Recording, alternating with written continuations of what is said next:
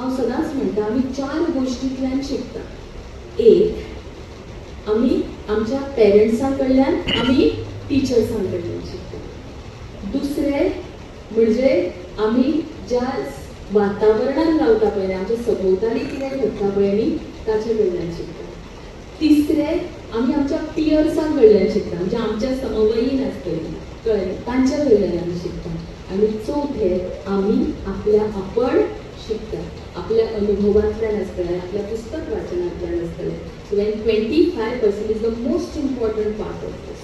आनी हें सगळें करता आसतना हांव म्हणटा की वाचन संस्कृती जी आसा पळय आमच्या बौद्धीक, मानसीक आनी सामाजीक विकासा खातीर योग्य आसा.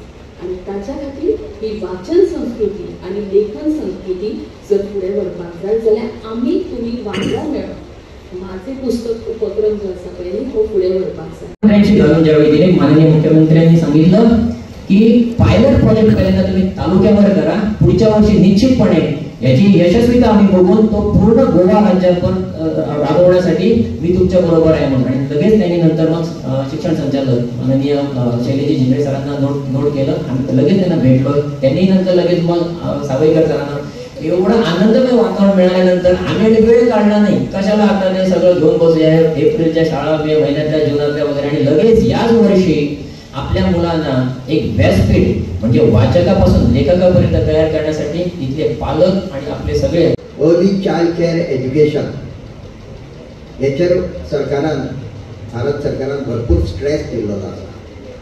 आणि म्हणून प्री प्रायमरी जे पयलीं आसताले ताका आतां फॉर्मल एज्युकेशनान जोडलेले आसा. म्हणजे पयले पासून जे फॉर्मल एज्युकेशन जाताले ते आतां 3ऱ्या वर्सापासून भुरग्याचे फॉर्मल एज्युकेशन जाता. आणि बालवाटिका 1, 2, 3 आणि मागीर पयली दुसरी अशी 5 वर्सां जी आसा ती अर्ली चाइल्ड केअर एज्युकेशनाचेर स्ट्रेस सरकारान दिल्लो आसा. तेजें कारण आसा आनी तें कारण म्हणजे भुरग्याचो खंय पयल्या 8 वर्सां जवळ जवळ, कांय जाण 6 म्हणटा, कांय जाण 8 म्हणटात. 8 वर्सां पयलो ब्रेन डेव्हलपमेंट फास्ट जाता.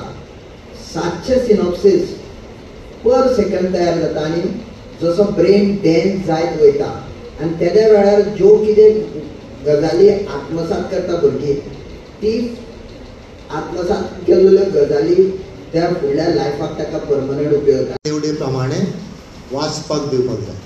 हें डिफिकल्ट, हें सोंपें काम न्ही.